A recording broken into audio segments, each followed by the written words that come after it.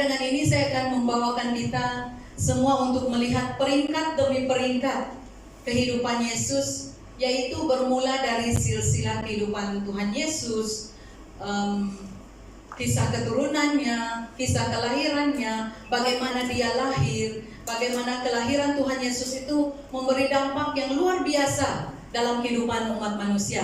Nah, jadi ini 3 peringkat yang akan kita belajar sepanjang mulai hari ini sehingga 26 Desember, ya.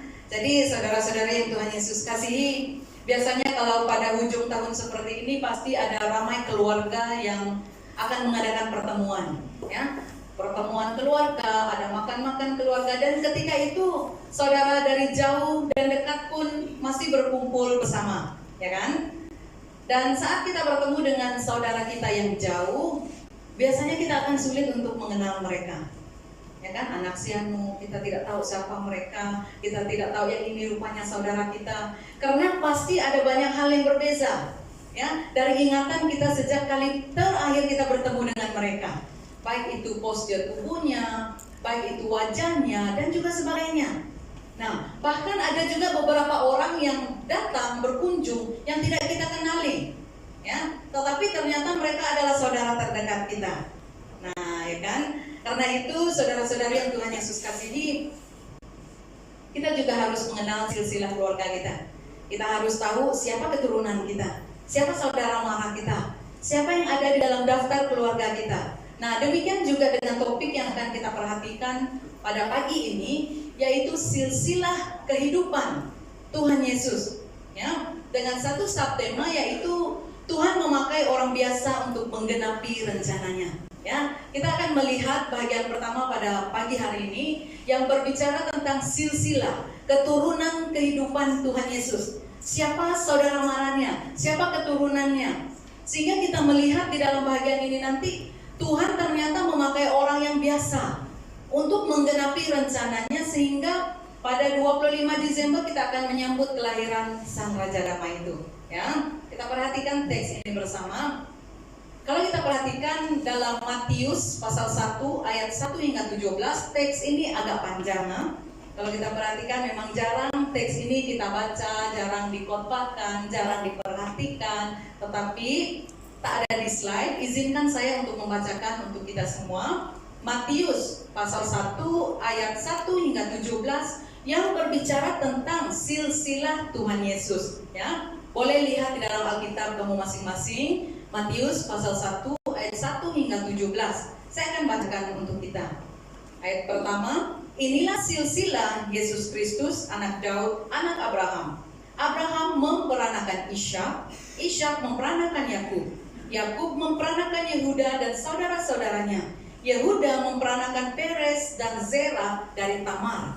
Peres memperanakan Hezron, Hezron memperanakan Ram, Ram memperanakan Aminadab, Aminadab memperanakan Nahason, Nahason memperanakan Salmon, Salmon memperanakan Boas dari Rahab, Boas memperanakan Obed dari Rut, Obed memperanakan Isai, Isai memperanakan Raja Daud, Daud memperanakan Salomo dari istri Uria, Salomo memperanakan Rahabim, Rahabim memperanakan Abia, Abia memperanakan Asa, Asa memperanakan Yosafat, Yosafat memperanakan Yoram, Yoram memperanakan Uzia, Uzia memperanakan Yotam, Yotam memperanakan Ahaz, Ahaz memperanakan Hizkia, Hizkia memperanakan Manasye, Manasye memperanakan Amon, Amon memperanakan Yosia, Yosia memperanakan Yekonia dan saudara-saudaranya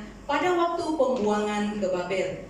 Sesudah pembuangan ke Babel, Yekonia memperanakan Siltil, Siltil memperanakan Zerubabel, Zerubabel memperanakan Abihud, Abihud memperanakan Eliakim, Eliakim memperanakan Azor, Azor memperanakan Zadok, Zadok memperanakan Akim, Akim memperanakan Ilyud, Ilyud memperanakan Eliezer, Eliezer memperanakan Matan, Matan memperanakan Yakub, dan ini ayat yang saya highlight juga, ayat 16. Yakub memperanakan Yusuf, suami Maria, yang melahirkan Yesus yang disebut Kristus.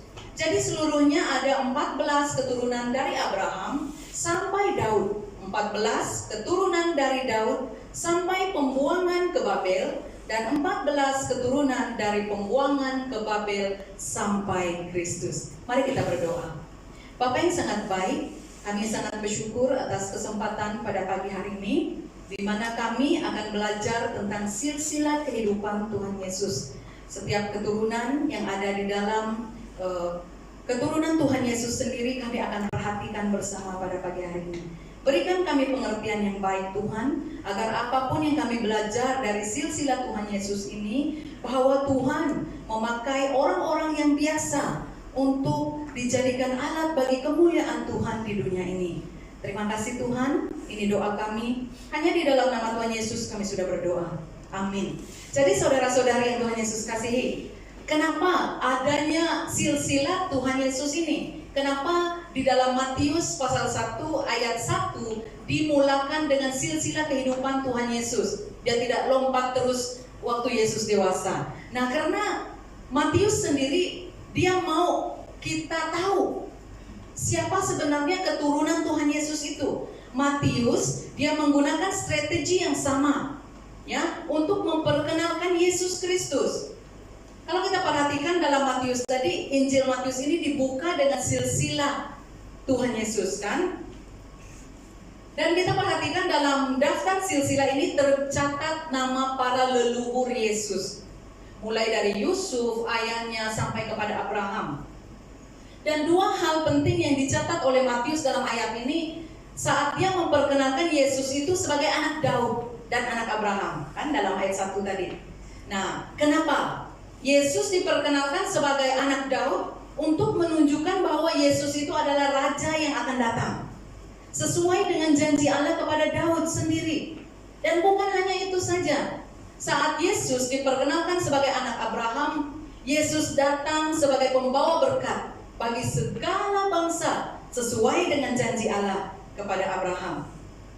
Jadi saudara, apa yang kita pelajari, apa yang kita dapati setelah kita melihat daftar silsilah keturunan Tuhan Yesus ini? Apa pentingnya untuk kamu dan saya mengetahui tentang keturunan Tuhan Yesus? Nah, mari kita kembali kepada tema yang tadi, di mana ia berbicara tentang silsilah kehidupan Tuhan Yesus, dan subtema kita adalah Tuhan memakai orang biasa untuk menggenapi rencananya. Apa rencana Tuhan itu? Yaitu kelahiran Tuhan Yesus ke dalam dunia. Hal ini bertujuan supaya untuk membuktikan kepada kita bahwa Yesus yang lahir sebagai Mesias itu, yang kita raihkan pada 25 Desember ini nanti, mempunyai satu garis keturunan dari suku Abraham, suku Yehuda, dan Daud. Nah, saudara, ini merupakan hal yang cukup menarik dalam silsilah Tuhan Yesus, di mana Matius, penulis kitab Matius itu sendiri, dia tidak menyembunyikan kebenaran bahwa ternyata ada beberapa nama orang-orang yang berdosa, orang-orang biasa yang masuk dalam daftar silsilah Tuhan Yesus. Dalam daftar keturunan mereka, siapa mereka? Kalau kita perhatikan dalam ayat tadi kan, ada nama 4 orang wanita, yaitu Tamar, Rahab, Ruth, Betsheba, selain Maria, ibu kepada Tuhan Yesus. Nah, ada 4 nama ini yang merupakan satu hal yang tidak biasa sebenarnya bagi silsilah orang Yahudi, karena pada saat itu wanita sering dianggap rendah dari orang lelaki pada zaman itu. Malah keempat wanita ini mereka lebih lemah lagi, sebab mereka masing-masing punya kekurangan. Nah, nanti kita akan perhatikan kisah hidup mereka ini. Mereka bukan orang Israel yang original atau keturunan Abraham yang menyembah Tuhan, tetapi ternyata 4 orang wanita ini, termasuk Maria, mereka dari latar belakang yang berbeza. Malah ada di antara mereka yang tidak mempunyai sikap moral yang baik, saudara. Tetapi kita perhatikan hal ini tidak menjadikan mereka tidak berharga di mata Allah, karena Allah memakai dan menjadikan mereka nenek moyang bagi Sang Juru Selamat manusia, yaitu Yesus Kristus. Jadi siapakah mereka? Kita akan perhatikan bersama. Dalam ayat 3e kita perhatikan, Yehuda memperanakan Peres dan Zerah dari Tamar. Siapa Tamar itu? Tamar itu adalah seorang perempuan yang bukan orang Israel asli, bukan original Israel. Dia bukan keturunan Abraham yang menyembah Tuhan. Tamar itu juga dia ada kecacatan moral. Dia tidak sempurna. Karena apa? Karena dia menikah dengan ayah mertuanya, yaitu Yehuda. Kalau kita perhatikan dalam ayat ini, latar belakang Yehuda ini dia ada 3 anak lelaki, yaitu Onan, dan Shelah. Semuanya bermula apabila Tamar menikah dengan ini anak pertama Yehuda. Namun itu sangat jahat. Sangat jahat sehingga Tuhan menghukum mati ini. Lalu si Yehuda pun dia menyuruh anak keduanya si Onan kawin dengan si Tamar. Karena tadi tidak ada keturunan, ya kan? Dia suruh si Onan pula yang ambil Tamar jadi istrinya agar abangnya si tadi ada keturunan dari Onan. Tetapi Onan itu juga begitu jahat sehingga Tuhan juga menghukum mati dia. Nah, Yehuda sebenarnya ada 1 orang lagi anak lelaki, ya kan? Tadi namanya Shelah, yang dia mau berikan kepada Tamar. Tetapi Shelah ini masih kecil. Dan Yehuda juga dia ragu-ragu, dia takut kalau saya bagi kepada Tamar pasti dia akan mati seperti kedua abangnya. Nah, jadi si Yehuda pun dia meminta si Tamar, dia kata, baik kau kembali kepada orang tua kamu. Dan saya janji, kata Yehuda, bahwa setelah Shelah besar, saya akan menikahkan Shelah dengan kamu. Tetapi saudara, apa yang berlaku? Setelah Shelah dewasa, Yehuda tidak memberikannya kepada Tamar. Nah, dan karena itu Tamar menjadi sangat kecewa. Dia merasakan bahwa dirinya dipermainkan oleh Yehuda. Dia merasakan dirinya dipermainkan oleh ayah mertuanya. Maka apa yang Tamar lakukan? Dia memperangkap Yehuda. Dia menyamar sebagai pelacur. Dan si Yehuda tanpa mengetahui pelacur itu adalah menantunya, dia menghampiri Tamar. Dia memberikan cap materai, dia memberikan kalung, dia memberikan tongkatnya kepada Tamar sebagai jaminan. Dan saudara, ketika Tamar ketahuan mengandung, Tamar menuntut Yehuda. Dan Yehuda tidak dapat mengelak, saudara. Sebab barang-barang buktinya ada cap materai, ada kalung yang diberikan kepada Tamar tadi. Ada pada dia. Akhirnya Yehuda pun mengaku salah karena tidak memberikan anaknya yang Shelah tadi kepada Tamar. Dan dia pun mengambil Tamar menjadi istrinya. Nah saudara, inilah dari Yehuda Tamar mendapat 2 orang anak dan mereka menjadi nenek moyang di dalam garis keturunan Tuhan Yesus. Yang kedua yang kita perhatikan dalam ayat 5e, Salmon memperanakan Boas dari Rahab. Ini adalah wanita kedua yang kita perhatikan dalam silsilah keturunan Tuhan Yesus. Rahab ini siapa? Saudara, Rahab ini pada awalnya merupakan seorang perempuan sundal dari Yeriko. Sangat luar biasa kan? Kisah-kisah kehidupan Tuhan Yesus yang dulu-dulunya. Dari Yeriko, si Rahab ini akhirnya diselamatkan dan dia bergabung dengan bangsa Israel. Diceritakan pada waktu itu si Yosua dia menyuruh 2 orang pengintai untuk mengintai Yeriko. Jadi 2 orang pengintai ini mereka tinggal menginap di rumah Rahab.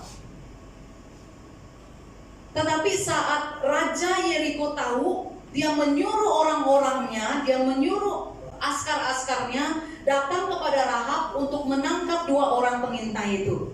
Tetapi apa yang Rahab lakukan? Ternyata Rahab menyembunyikan mereka. Sehingga kedua orang pengintai ini tidak tertangkap. Karena saudara sangat luar biasa. Rahab tahu bahwa negerinya telah diberikan oleh Tuhan kepada orang bangsa-bangsa Israel. Tapi ada sesuatu yang Rahab minta kepada kedua pengintai itu. Katanya, apabila kamu sudah dapat menakluki merebut Yeriko, kamu harus menyelamatkan keluarga saya. Nah, jadi kedua pengintai yang telah diselamatkan oleh Rahab itu, mereka bersetuju untuk melindungi dan berjanji untuk menjaga keluarga Rahab. Dan setelah itu Rahab pun menunjukkan jalan keluar kepada kedua pengintai itu untuk kembali kepada Yosua dengan selamat.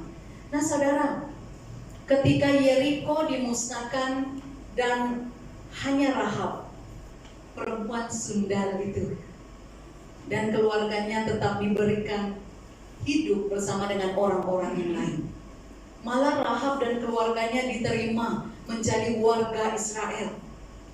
Dan menurut silsilah saudara, Rahab kemudian menikah dengan Salmon dan lahirlah Boas. Boas yang nantinya akan menjadi keturunan dalam silsilah Tuhan Yesus. Nah ini yang kita akan perhatikan dalam ayat 5b. Boas yang tadinya memperankan Obed dari Rut dalam ayat 5b. Kisah tentang Rut ini kalau kita perhatikan dalam kitab Rut, ia bercerita tentang seorang wanita yang bernama Naomi, ya kan? Naomi ini yang pada waktu itu kehilangan suaminya dan 2 orang anak lelakinya. Jadi ketika kedua orang anaknya meninggal, mereka sebelum itu juga memperistrikan perempuan dari Moab, tetapi tidak ada keturunan. Akhirnya apa kata Naomi? Saya akan kembali ke kampung halaman saya di Bethlehem. Kedua menantunya ikut serta, tetapi Naomi dia mendesak mereka, baik kamu kembali saja ke rumah kamu. Tetapi hanya Rut, salah seorang dari menantunya, yang mengikuti Naomi ke Bethlehem. Rut rela mengorbankan tanah airnya, mengorbankan keluarganya dan juga agamanya.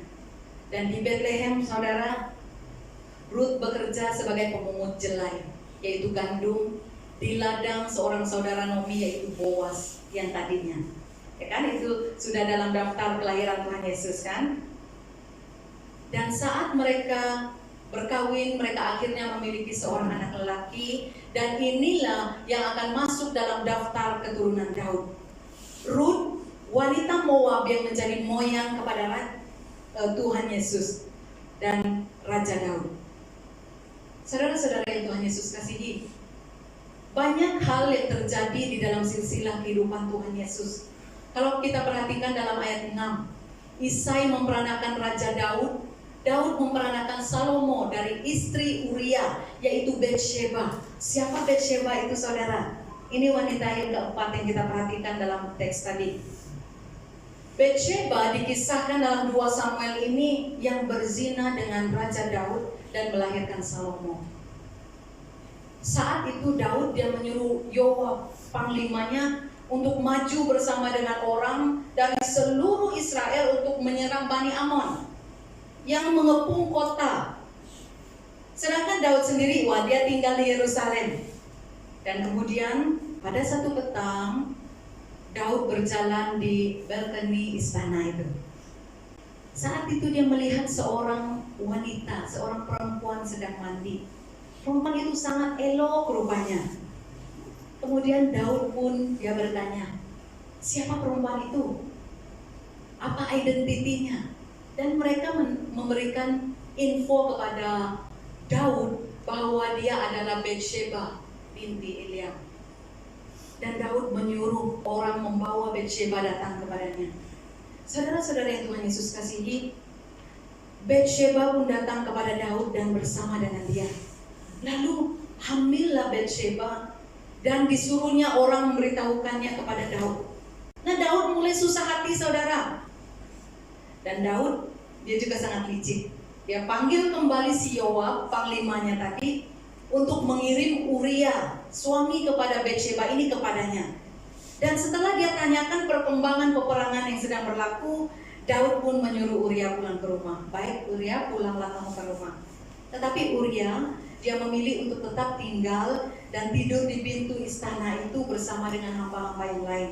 Apa jawaban Uria? Tabut serta orang Israel dan orang Yehuda diam dalam pondok.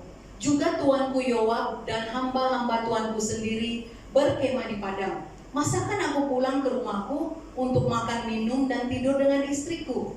Demi kehidupanmu, yaitu Daud, dan demi nyawamu aku tidak akan melakukan hal itu. Saudara, ini kita perhatikan betapa setianya Uria itu kepada Raja Daud sebenarnya. Tetapi dia tidak tahu apa yang Raja Daud lakukan kepada istrinya sendiri. Dan kemudian Daud ini pun membuat si Uria ini mabuk. Sehingga esok hari Daud mengirim Uria ini kembali untuk berperang. Dan dia berikan surat kepada Yoab, panglimanya tadi, tempatkan Uria itu di barisan depan, supaya kalau tertembak pasti si Uria yang tertembak tewas duluan, ya kan? Dia cakap tempatkan Uria di barisan depan dalam pertempuran yang hebat. Kemudian kamu mengundurkan diri daripadanya supaya ia terbunuh mati. Bayangkan saudara, hal ini berlaku seperti yang diharapkan oleh Daud. Dan setelah kematian Uria, Daud mengambil Batsheba tadi, istri Uria, menjadi istrinya. Dan melahirkan seorang anak lelaki baginya. Tetapi saudara, apa yang dilakukan oleh Daud ini sangat jahat di mata Tuhan. Nah, itu kita akan lihat lanjutnya nanti. Dan kita perhatikan dalam ayat 16, ini wanita yang kelima, yang terakhir dalam ayat ini.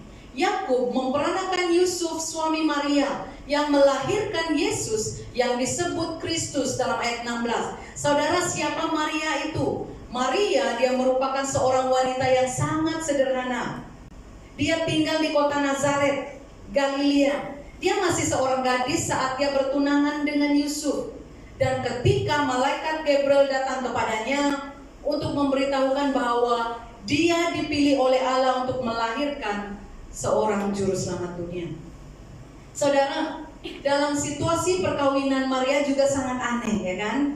Karena dia mengandung tanpa adanya hubungan. Maria yang hamil di luar nikah dan seharusnya pada zaman itu dihukum rejam sesuai dengan tradisi orang Yahudi. Sehingga apa yang berlaku saudara? Yusuf tunangan Maria itu seorang yang sangat benar, dia sangat suci. Dia berniat untuk meninggalkan Maria. Tetapi Allah menjelaskan bahwa Maria adalah orang yang lebih suci daripada Yusuf.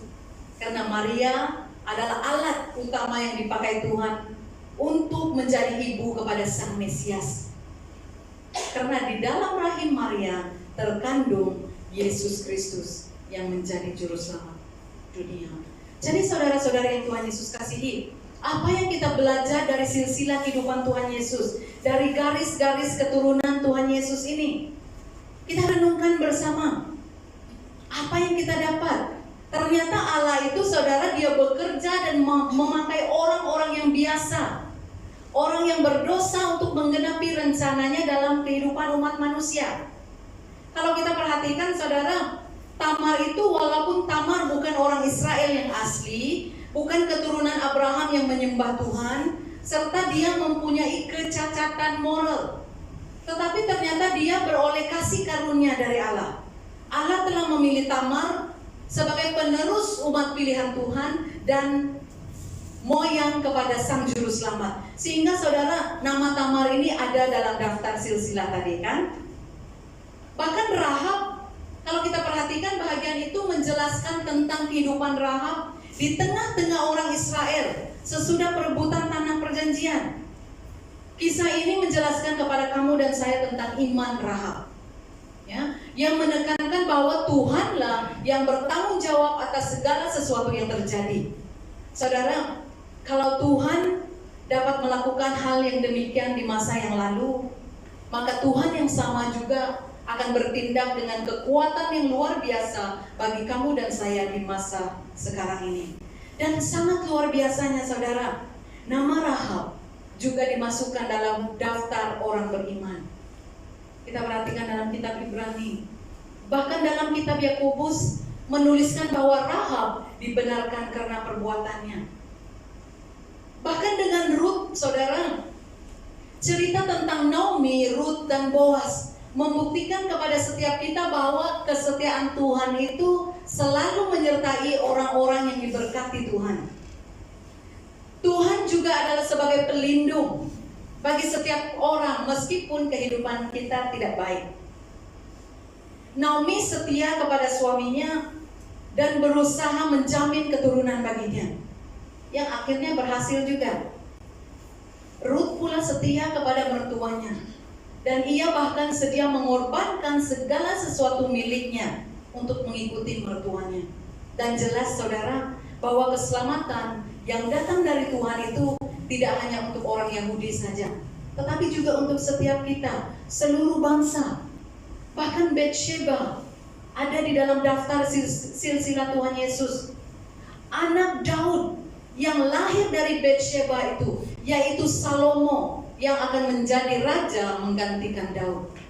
Tapi saudara, kita perhatikan Nabi Nathan mengecam Raja Daud karena dia menyalahgunakan kuasanya. Dia berzina dengan istri perwiranya yang sangat setia, bahkan secara kotor membunuh perwira itu demi untuk menyembunyikan perbuatan zinanya, agar dia dapat memperistrikan istri perwira itu. Saudara, Nabi Nathan disuruh oleh Allah untuk menegur Daud dan mengancam untuk memberikan hukuman yang setimpal. Tetapi apa yang Daud lakukan, saudara? Daud dia menerima baik teguran itu dan dia bertobat. Dan ini menjadikan satu contoh dan teladan bagi raja-raja yang lain. Dan Maria, saudara, dia menjadi wanita istimewa yang dipakai dan dipilih Allah untuk menjadi ibu kepada Yesus Kristus. Begitu luar biasa. Karena Maria akan hamil dan melahirkan dan mengasuh Yesus sehingga dewasa. Saudara, kita tidak akan tahu kenapa Maria yang Allah pilih untuk menjadi Allah yang dipakai oleh Tuhan untuk keselamatan manusia. Tetapi saudara, semua ini berlaku karena kedaulatan Allah dan anugerah terbesar bagi Allah untuk Maria. Jadi jelas sekali saudara, Matius dia menuliskan bahagian silsilah Tuhan Yesus ini apa adanya, lengkap dengan orang-orang yang benar dan lengkap dengan orang-orang yang berdosa. Karena apa? Karena melalui semuanya ini kita akan mengerti bahwa dosa manusia itu tidak akan menghalangi karya keselamatan Allah. Kesetiaan dan kasih Allah itu tidak terhingga, sehingga dia membuka jalan untuk memenuhi janjinya kepada kamu dan saya. Dan justru kelahiran Tuhan Yesus itu yang akan menyelamatkan orang yang berdosa. Dan keterbukaan umat Allah bagi semua bangsa, semua manusia, baik orang benar dan juga orang berdosa. Nah, kita perhatikan, melalui semuanya ini, melalui silsilah daftar kelahiran Tuhan Yesus ini, kita tahu bahwa ternyata Allah tidak ragu-ragu menggunakan orang yang baik maupun orang yang jahat, orang yang suci maupun orang yang berdosa, baik ia lelaki yang terpandang maupun perempuan yang dipandang lemah oleh manusia pada saat itu. Tetapi Allah yang sama akan terus berkarya melalui campuran yang sama. Saudara-saudara yang Tuhan Yesus kasihi, silsilah ini membuktikan kepada kita bahwa siapapun kita, bagaimanapun latar belakang kehidupan kita, bagaimanapun keadaan kehidupan kita saat ini, setiap dari kita layak untuk menjadi saksi Kristus dan menyebarkan kabar baik tentang keselamatan Allah dalam Yesus Kristus. Amin. Jadi saudara-saudara yang Tuhan Yesus kasihi, inilah berita Natal kita pada hari ini. Yesus Kristus itu tidak lahir dari keluarga yang sempurna. Banyak cerita yang ada di dalam keluarganya. Bahkan tidak semua cerita itu membanggakan. Tetapi semua kisah ini di dalam silsilah Tuhan Yesus ini harus kita kenal. Kehancuran dan kehinaan kita yang sebelumnya akan membuktikan kepada kita betapa murahnya hati Allah itu kepada kita. Betapa kemurahan dan anugerah Allah itu sangat istimewa buat setiap kita. Mengapa? Bayangkan saja kehidupan yang dilalui oleh Tamar, Rahab, Rut, Batsheba, dan Maria. Rut perempuan asing, Tamar dan Uria, istri Batsheba itu memiliki masa lalu yang kelam, yang buruk. Namun inilah istimewanya karya Tuhan. Karya Allah dalam sejarah ini akan mengatasi segala kelemahan manusia dalam pergumulan kita. Bahkan ini yang akan mengingatkan kamu dan saya, siapa kita yang sebenarnya.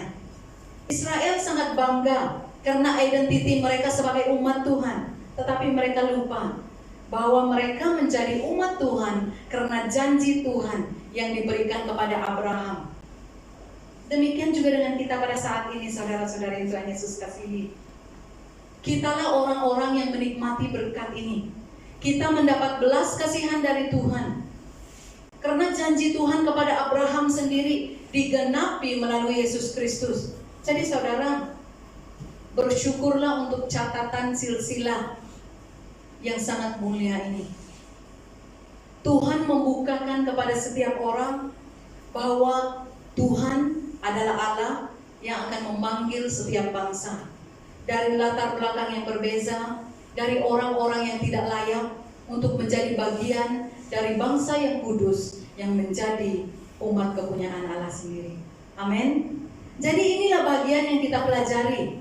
Sebelum kita menikmati arti Natal itu, kita harus mengetahui bagaimana kehidupan Tuhan Yesus pada mulanya. Bagaimana Allah itu memakai orang-orang yang sangat biasa, yang dari luar latar belakang yang berbeza, bahkan ada yang mempunyai kehidupan yang sangat kelam.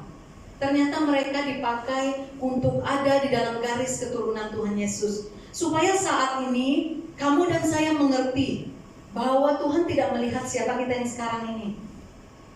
Tuhan tidak melihat siapa kita yang masa lalu kita, tetapi Tuhan melihat siapa kamu dan saya pada masa ini. Saat kita dipakai oleh Tuhan, jadi gunakan kesempatan itu sebaiknya. Karena kita tahu melalui daftar silsilah Tuhan Yesus ini, kelahiran Tuhan Yesus ini ternyata Dia, Allah memakai orang-orang yang biasa untuk menggenapi rencana Allah bagi dunia ini. Amin. Mari kita berdoa. Tuhan Bapa kami dalam kerajaan surga, kami sangat bersyukur untuk pagi hari ini kami dapat mengenal dan belajar akan silsilah kehidupan Tuhan Yesus, baik garis-garis keturunannya, sehingga Tuhan Yesus dilahirkan ke dunia ini menjadi Sang Juru Selamat yang melepaskan kami setiap manusia yang berdosa dari keterikatan kami terhadap dosa. Tuhan, kami bersyukur ya Tuhan untuk setiap garis keturunan yang ada di dalam keluarga kami. Engkau memberkati setiap jemaat Tuhan melalui keluarga-keluarga yang ada di sekitar kami ya Tuhan. Biar kami tetap menjadi saluran berkat Tuhan kemanapun kami akan pergi, kemanapun kaki kami melangkah ya Tuhan. Kami sadar ya Tuhan, Tuhan Engkau memakai orang-orang yang biasa bagi menggenapi janji Allah di dalam dunia ini. Tuhan, kami sangat berterima kasih untuk kesempatan ini. Kami dapat mengenal, kami dapat mengetahui, bahkan belajar garis keturunan Tuhan Yesus yang kami sembah, yang kami akan raihkan semasa perayaan Natal Tuhan. Tuhan, berikan kami hikmat, kebijaksanaan dalam kami meneruskan kehidupan kami, biar kami menjadi berkat kemanapun kami akan pergi ya Tuhan. Tuhan, sebentar lagi kami akan keluar dari tempat ini, memberkati setiap jemaat Tuhan. Apapun yang kami kerjakan dalam kehidupan kami, baik yang mula bercuti ya Tuhan, Engkau terus menyertai mereka ya Tuhan. Baik yang akan pulang ke kampung ya Tuhan, sertai mereka. Perjalanan mereka pergi dan kembali ke tempat ini dengan selamat, dengan pimpinan daripada Tuhan sendiri. Tuhan, kami sangat bersyukur untuk setiap kesempatan yang sudah Tuhan berikan untuk setiap kami, sehingga kami dapat menikmati hari-hari ini dengan baik, dengan pimpinan dari Tuhan sendiri. Terima kasih Tuhan atas kebaikan-Mu untuk setiap kami. Ini doa kami Tuhan. Hanya di dalam nama Tuhan Yesus kami sudah berdoa dan mengucap syukur. Amin. Terima kasih. Demikian ibadah kita untuk sesi yang pertama. Tuhan Yesus memberkati.